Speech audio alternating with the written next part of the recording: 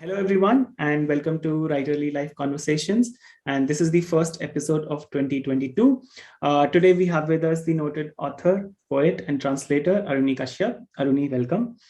Uh, Aruni's works include a short story collection, His Father's Disease, a novel, The House with a Thousand Stories, and two translations from Assamese to English.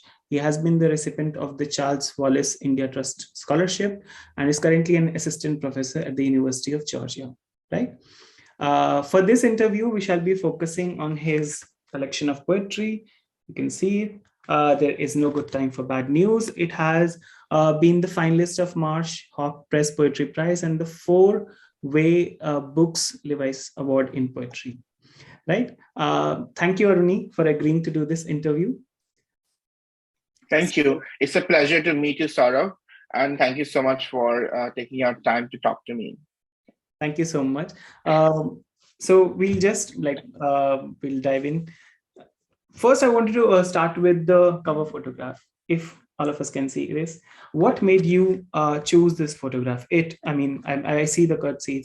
It's you have clicked it. So yeah, what made you choose this photograph? I wonder what people think about the photograph. Some people have told me that it kind of gives them a very sinister feeling, and there is something like eerie happening. But actually, it's a very, very normal day in an Assamese village. I was taking a walk near my house, and my house is in a village called Titular. It is about 2 hours or 1.5 hours, depending on traffic, from Guwahati. So people still live in thatch huts, and people still, live it's a very rural space. There are paddy fields and rivers and streams. And in the winter, what happens is that after the harvest, especially in January, after the harvest, people actually burn huge heaps of hay and straw. Yeah. And because in winter it is full of damp, it is full of dewdrops. The hay and the straw that is burned is damp, so it doesn't catch fire very easily. So at first, the water vapor starts to evaporate, and that causes this very thick white kind. It's like pure white, it's like snow white kind of foggy smoke that comes out of these heaps of straw. And if you walk around an Assamese village in January, especially around this time, this is Mag Bihu time, you'll see this kind of heaps of straw being burned, which basically are not required anymore. The cows wouldn't eat them. They cannot use it for any other purpose. And instead of letting it rot, they just burn it. And it also sometimes people are walking on the street, they sit down and kind of warm their hands because it's very cold. So I was taking a walk like this, and I saw that they were burning this heap of straw, and I thought it was a very beautiful sight to capture as a frame. And that's what I did. But at the same time, when I took the photo, I realized that it also somehow looks like a wreck in some ways, as if there's an accident, something has happened, as if something has, it's like there are all of these other connotations that came to my mind. And when I'm published by an independent press. Yes. It is run by one person, and they have they have editors, but it's primarily a full-time job is of one person, and that's the lady does everything. Who is the publisher, who is the chief editor, and I think she works with 4 other editors who sort of do blind peer review of the book. So it's like a small press. So she asked me, if you give me a photo, I will put it in a design. But if you don't have one, I will design one myself. And I said, how about this one?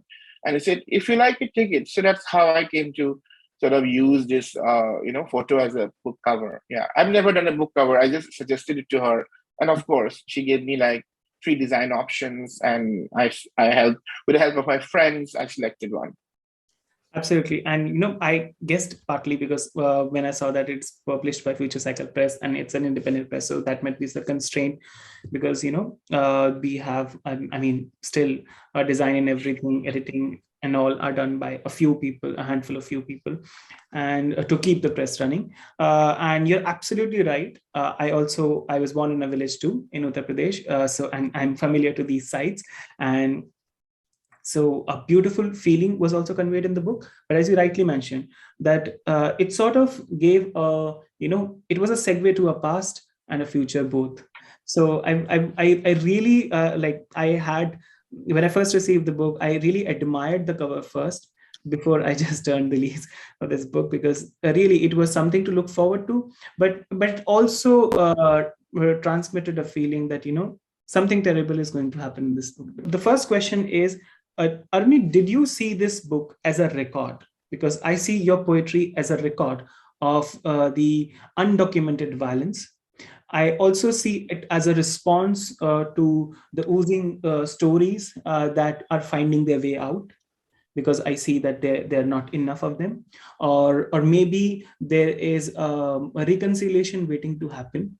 So could you talk a little more about these feelings that I may have incorrectly perceived or are almost there in this collection? Thank you. I think I do believe that this is a kind of a record, but I want to provide you. I'm trying to provide you in this early morning a little bit more literary answer. It is a record because primarily these things are events and the historical points that the poetry collection covers. I don't think the national media has ever sort of focused in a sincere way, or and most of the time there was no focus at all when I was growing up. Now there is more conversation about what has happened in the Northeast in the last 50 years, but it's a good beginning, but it is still very, very inadequate to understand the complexity. So as a result of that, people have all kinds of misconceptions about Northeast. Some of them are pretty flattering, that we are very rich in culture and we have wonderful songs and dance, which is wonderful to know that we are very literary. But while others are also not at all flattering, and the sad thing is that a lot of the misconceptions are also held by progressive minded people because they don't know enough about Northeast.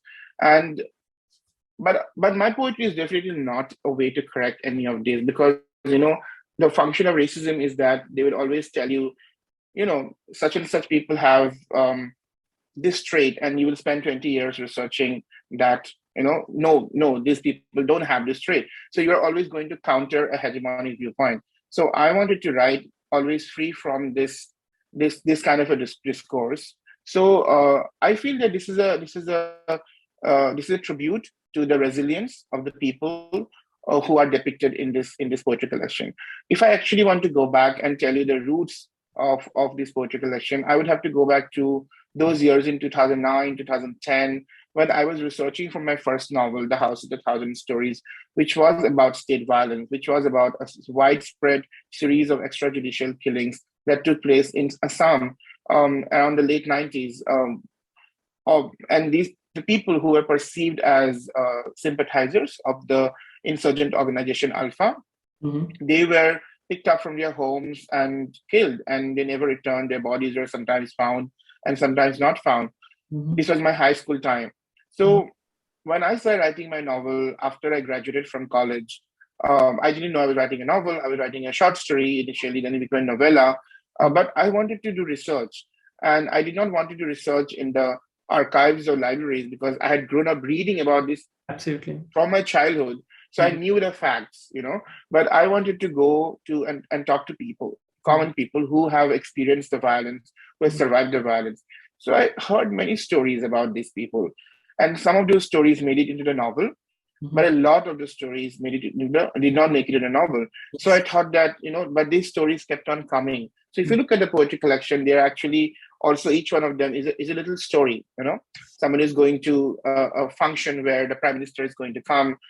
Somebody is lamenting about a son who has left the house. So basically, they are all little stories and narratives. And I wanted to honor these stories. I wanted to record these stories for myself, so that anybody else who is born later, can read this and know that this is what happened. I think we make sense of our own existence by telling stories. So we have to tell these stories, otherwise we will not know who we are in some ways. So yes, it is a record, and I think it sits very comfortably with the long tradition of political poetry that has emerged from Northeast India in English language, but also in Assamese language, because it interacts with many other Assamese poems as well. I want to definitely honor Desmond Kharmaflang and Robin Nangbom, who edited a collection of poetry from the Northeast, I think way back in 2003 from Nehu Publications. where they allowed me to create the kind of work that I'm doing today by saying that if I'm remembering wrong again, early morning caffeine list, but they said that the poet from Northeast is far more political in its outlook and lens and style and content than the Indian English poet, and this is what actually makes us different and beautiful and interesting to be part of this tradition called Northeast poetry from Northeast India in the English language, or Anglophone poetry from Northeast India. So when I read their work, when I read the introduction, I felt very inspired and I felt very seen, as they say nowadays. Yes. And I wanted to, and I realized that the work I was doing was not in isolation, but was part of a much longer tradition, and of recording, of also memorializing, of archiving, of filling up gaps that so-called mainstream history has left behind. Absolutely, and all these aspects are beautifully covered. Beautifully covered. Before I go back to asking this question from your head, I want you to, I mean, what was there in this medium of poems that you turned to, and not writing short stories? And I see that, like, as you mentioned, right, you mentioned that all these poems can be turned into a remarkable short story collection. What made you, I mean, was it a conscious decision to have them as poetry collection, or as a series of, anecdotes, or, I mean, what was in your mind when you were thinking that you'll choose poems as a medium to tell these stories? Yeah, that's a beautiful question. And I think this is a question that many people ask me and other authors. However, I believe that these are not conscious decisions.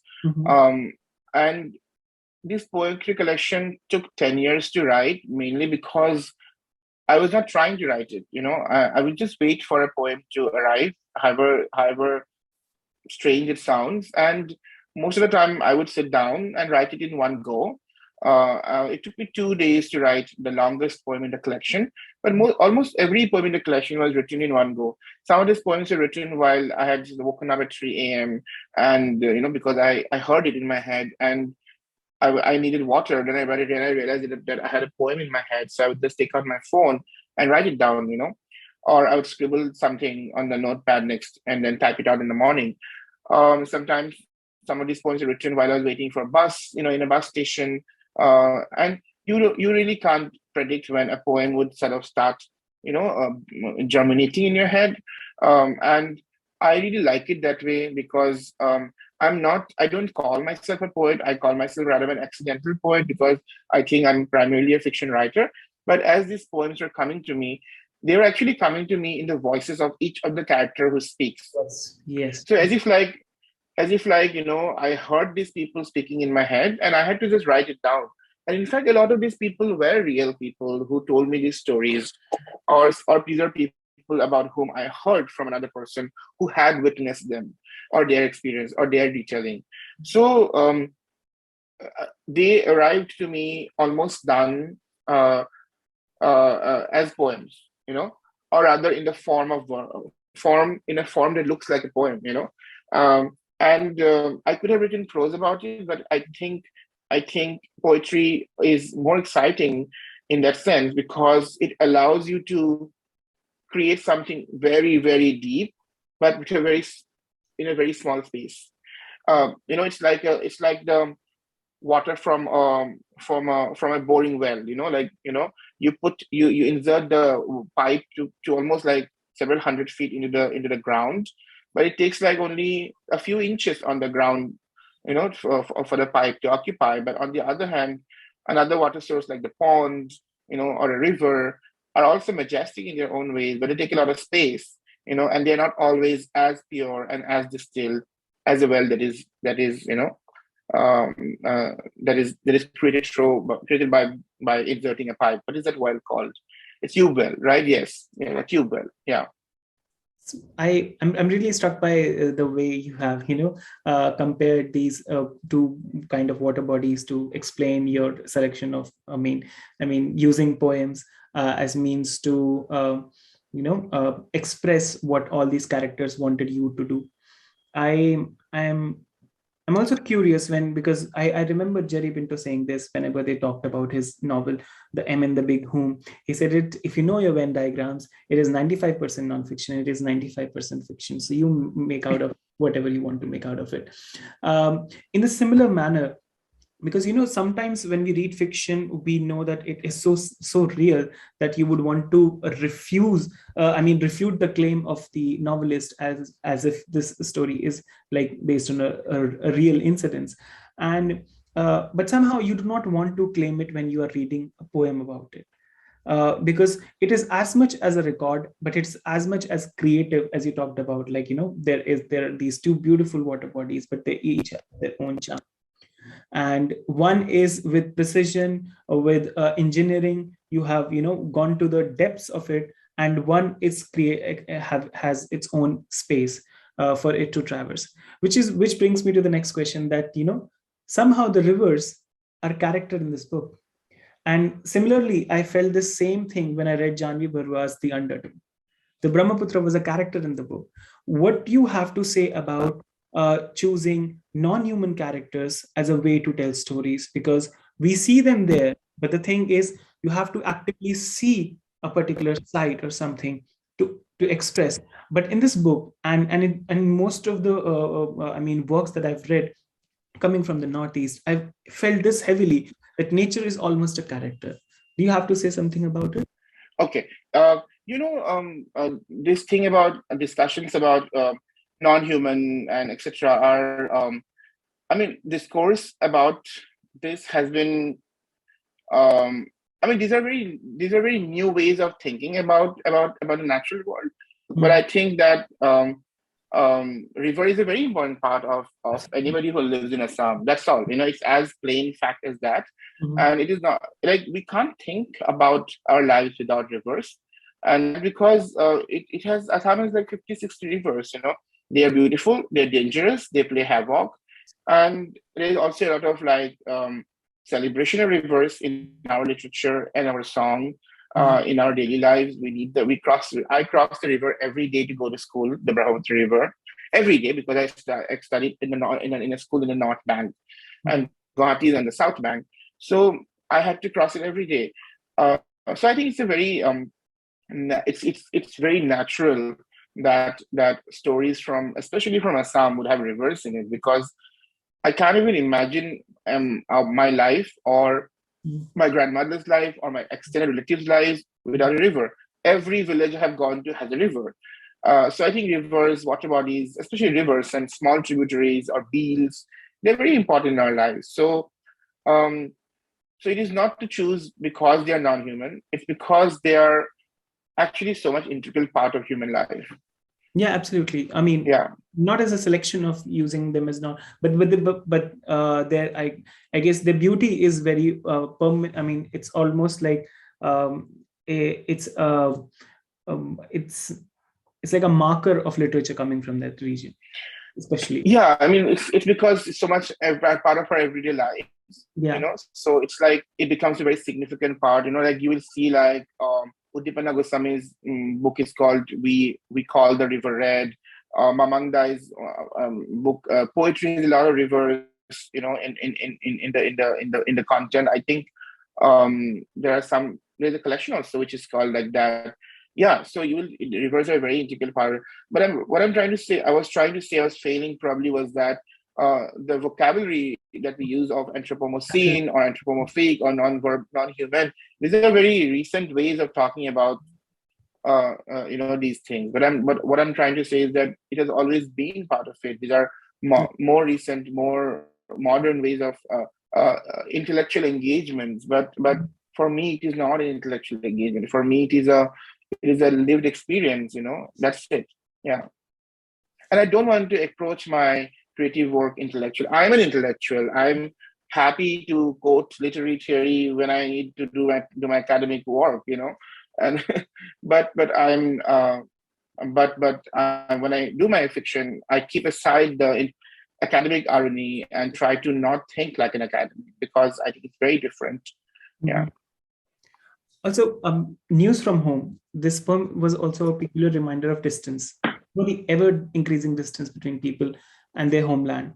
And you also use this that, when they do not want you to speak about them.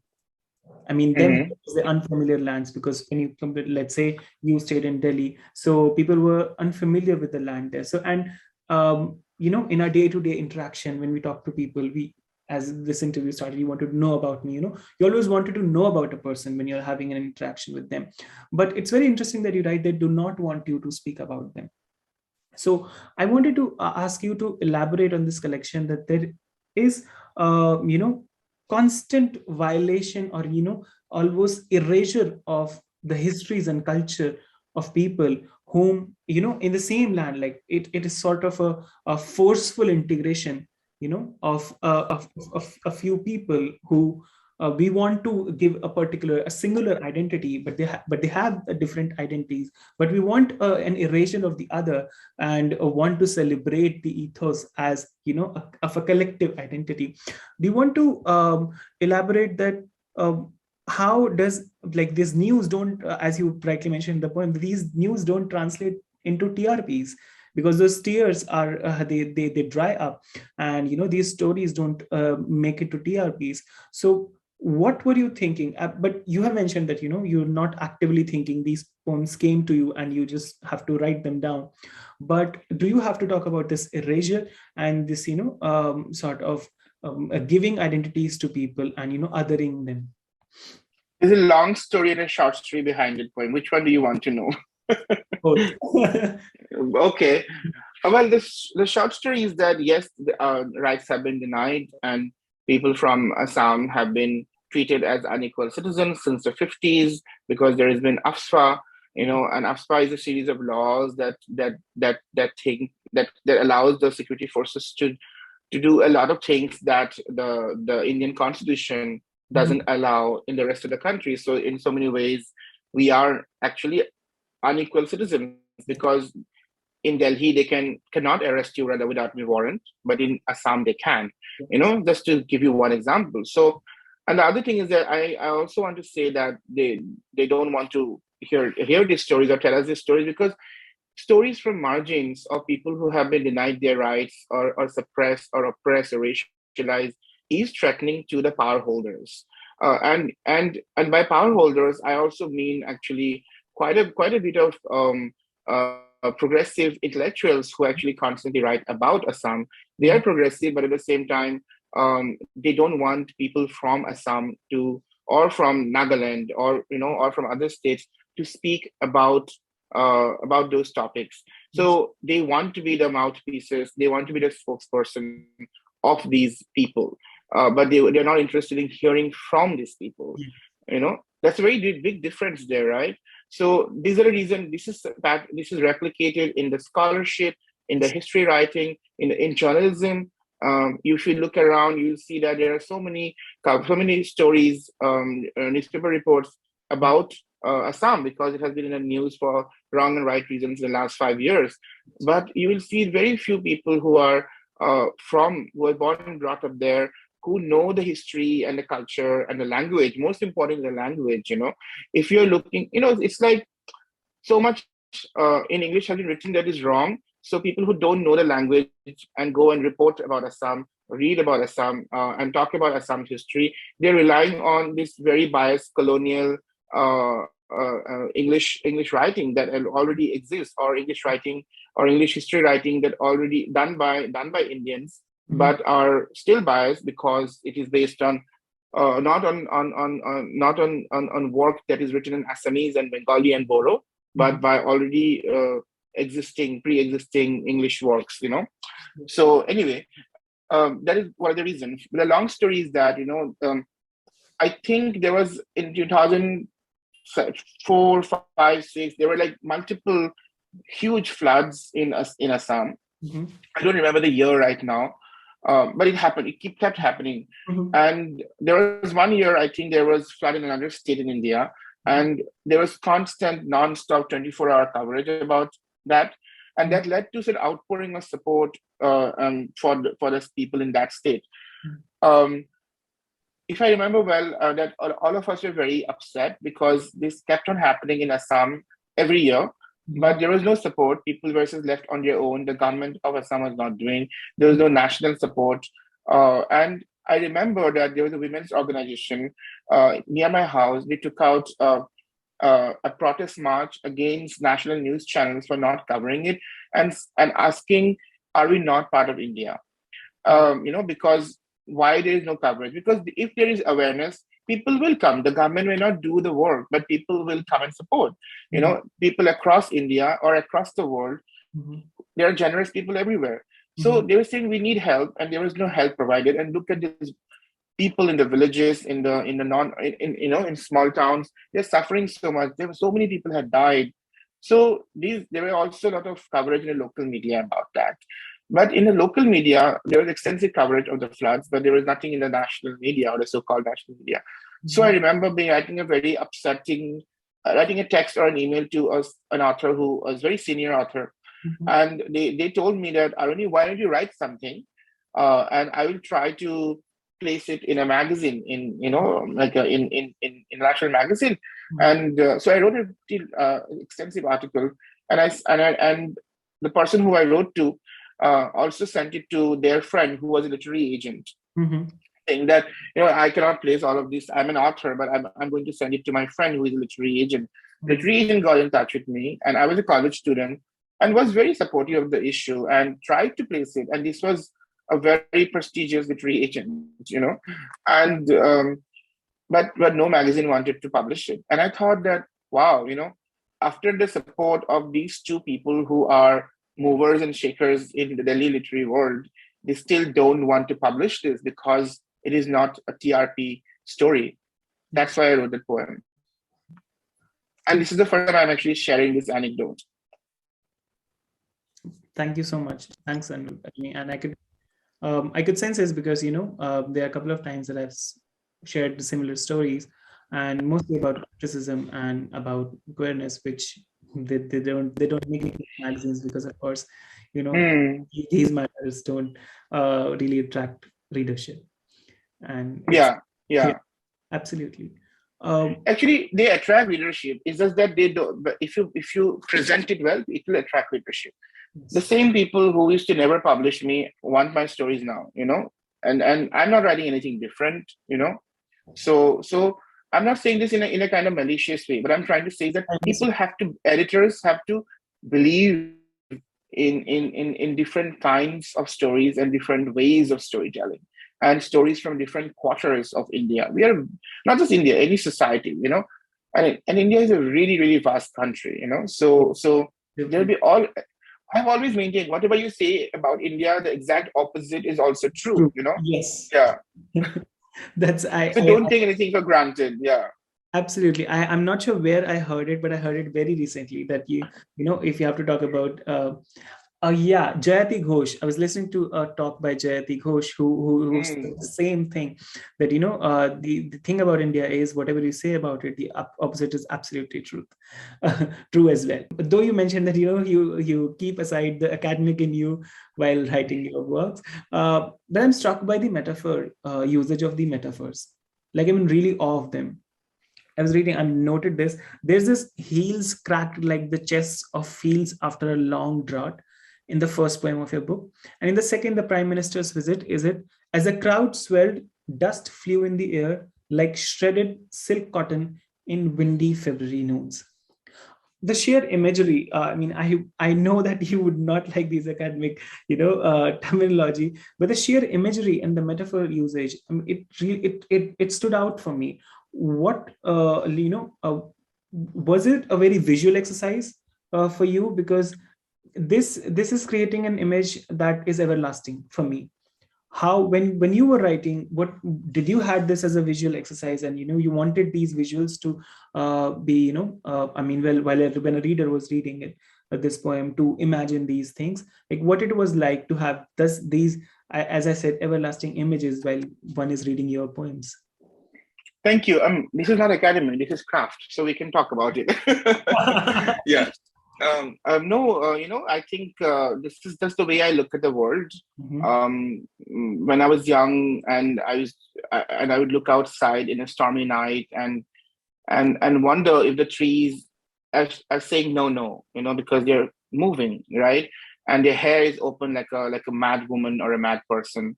Um, and uh, and I would wonder, why would they be crying? Are they crying because they lost someone? Why are they saying no?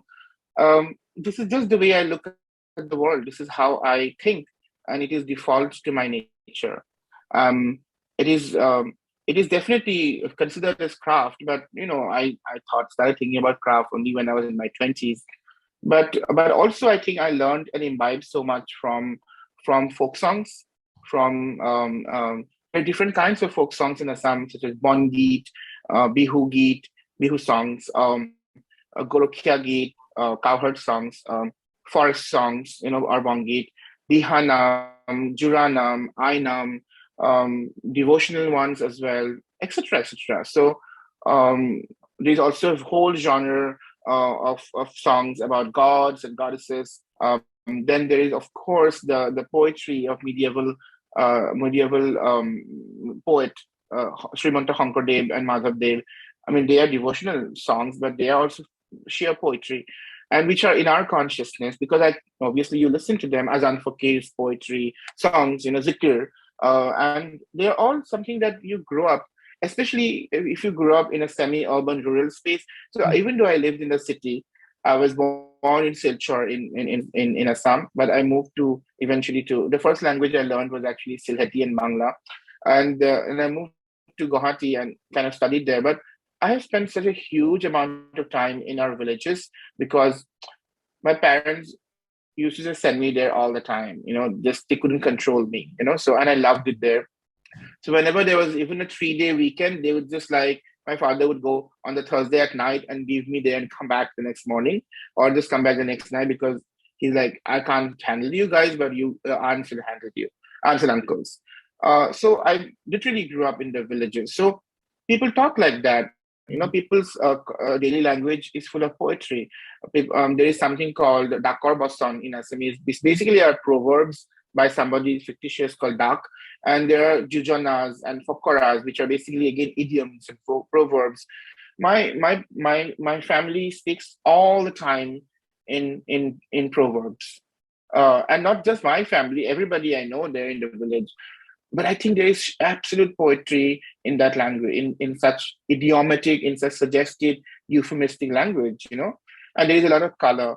And Assamese literature is also full of such characters and such narrative ways of such narrative. One of the greatest writers from Assam, Indira Goswami, uses metaphors, all the time. Um, and it's astonishing the way she uses metaphor. She in fact uses something called the extended metaphor, where she would use one metaphor but stretch it throughout the whole story and and let it do the work. Um, so I think I have learned from her as well. So I think that it is my use of metaphors is steeped not just in the in a conscious world of you being crafty, but it is rather steeped in a world of orality, literary history and folk history, folk songs, because that I can draw nutrients from these really wonderful traditions, and that's what makes me a writer from a song, because I can kind of soak in these traditions into my English work, and that's what basically is the reason why it's really full of metaphors, yeah, and also again it is my default way of looking at the world. Absolutely. And thanks for sharing that. And I Yeah. share you because where I grew up in the village, we also talk pretty much the same way. And you're right, absolutely, that, it is, we call it tukbandi because that's how they do it. When you'll start off by something very sarcastic and the person will also reply in a sarcastic manner. And we always say in our family that, we talk like as if we are fighting. Yeah. And people are always talking like there is a repartee going on constantly, Yeah. And I think very hard for people who have not grown up in such spaces to understand. But there is so much like color, love, and affection in those conversations. Yeah. And it's also sort of, you would feel if you're not, as you rightly mentioned, you do not know that it would turn out to be very demeaning for you, because if you want to go to the literal meanings of the words, but therein, as you said, they're affectionate to you. That's why they sort of want to use that particular language with you. The titular poem, There's No Good Time for Bad News. You said that it's written in 2 days. I am really not sure, like, how could you render this so much devastation in one story into this, power-packed poem, though it is very stretched. Like my assessment of it is stretched because you will get overwhelmed reading this poem in a go, which is this is my assessment of breaking into parts. And it is also because it is spread across 19 years, where this woman had to investigate 32 bodies to check which one is her son's. Only how did you do it? I really wanted to, like, how did you do it? This I As I wrote when I was curating this list, I was really devastated by breathing, and I also have multiple experiences of loss, and so it was very, sort of triggered, but yeah, I was very overwhelmed reading that poem. Yeah. Thank you so much for engaging with it with so much sensitivity. I just have met so many people who told me these stories, that of going to identify bodies and then finding out that in this case, the woman goes to the nearby police station. Sometimes people travel 12 hours and then to find out that it's not the person they're looking for, but they have already sort of mourned for 12 hours or 5 hours or 2 hours, This is the reality of the Indian democracy, and in the most macabre form, where the people were brutalized, people were killed, people faced so much state violence, and it really pains me that the same people are now blamed for the mess they are in, and a lot of the mess that Assam is right now today is because of state apathy and state violence and state policies. But people of Assam and people of Nagaland or people of Northeast are blamed for this as if they have created this, and that's the really tragic part. But I think that we cannot have that conversation. Who is actually responsible for this mess and the craziness and anarchy, unless we actually talk about the human stories. So I think it's my job to talk about what I have seen growing up, and support anybody else who is telling who is telling similar kinds of stories, from the same space of brutalization, of state violence. And by this I don't mean there is only one kind of state violence. Yes. This is total insurgency. But today, what is being done to the Mia community, the migrant Muslim community in Assam, is also really horrible. And this is one of the reasons why I actually wanted to translate, the author called Abdul Samad, who depicts the life of the community in Assam in beautiful, sensitive ways. And I think that these are the ways we can make small dents into the big state-sponsored narrative about Assam, or any marginal space. The story of Assam or Northeast is actually not the story of Northeast only. It is a story of any marginal space that is not seen as valuable by a government in any country, and we can only make difference by writing, talking, sharing these stories. And more importantly, if we don't share these stories, how will people in later generations know that this happened? Yes. So yeah, the larger consequences are probably to correct the narrative and everything, but that's not the anxiety in which I write. I write because I've been moved by these stories. I have read numerous stories of such women, men, sisters, brothers. There was one. There have been such events in my own extended family as well, where people have gone to see bodies, or people have had affairs with insurgents and had paid the cost very heavily because of that, and so on. Yeah. So it is all from lived experience, to say in a very short, quick way. And that lived experience includes listening, reading, consuming reports, growing up in a society and culture and time saturated with these narratives in all forms. So now I want you to also, because you also mentioned post-traumatic stress disorder in soldiers who have been there, and was really struck by the poem Kusko Diaries, which has, Param Singh and Ranjit Singh, and they. What made you have include them? Because you, in sort of ways, also saying that when people want to strip humans of their dignities, it cannot happen in a way that they will be like you can victimize other one, but actually you are the first one to dehumanize yourself, to do such an atrocity or to cause people this degree of harm, because this cannot happen. If you're human, you can not possibly do it, but you have to actually dehumanize yourself first to inflict these kind of atrocities and violence on the other people. I think the Indian soldiers who committed violence on their orders of their leaders, or captains or lieutenants, they were also victims. Yes. We forget one thing, that people who believe, for example, how racism works. People who are racist are also actually raced. They have lost access to their to the best judgments because of the racist narrative that they had bought into. So in fact, they are not operating out from a sense of freedom. They are actually operating out from a space of being enslaved by these racist narratives. So they are also racist in some ways, Yes. And they are also bound by these narratives. So even though they're in a more powerful position of denying and dehumanizing others, in the same way, the poor soldiers who are committing atrocities in Nagaland, Manipur, Tripura, or Assam are not to be blamed for. They have been saturated in a certain kind of narrative that has enabled them to create an other. But these are common people. My own family has had soldiers and jawans, as they say, and after speaking to them, I have realized that when they are sent to deal with insurgency, they are saturated with a kind of nationalist, jingoistic, patriotic narrative, right? Yes. But when they commit this violence stays with them, yes, isn't it? Yeah. And their young age, when they're 30s and 40s and then in 50s, they're taking care of kids. After that, what happens? You cannot forget the violence that you have committed to.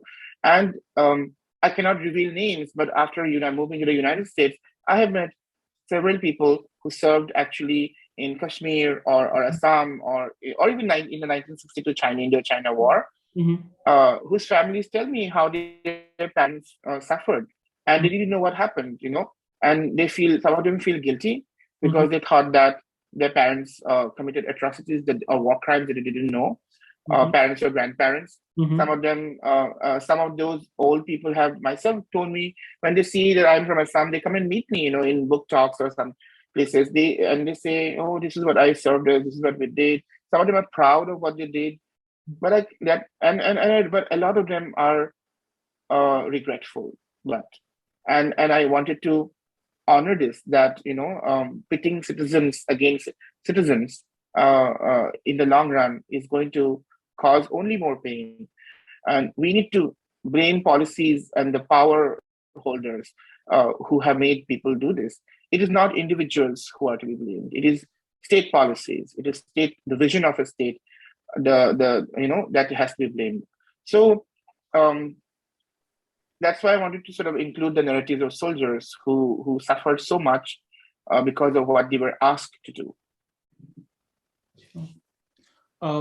Last question. This is going to be the shortest of them all. And because I see that it's also there in the book, what does freedom mean to you, Aruni? Freedom means to me to be able to read, write, and speak without worrying. Absolutely. Thank you so much, Aruni. It was a delightful conversation. Thank you for your time. Thank you. Thank you so much for interviewing me. Thank you.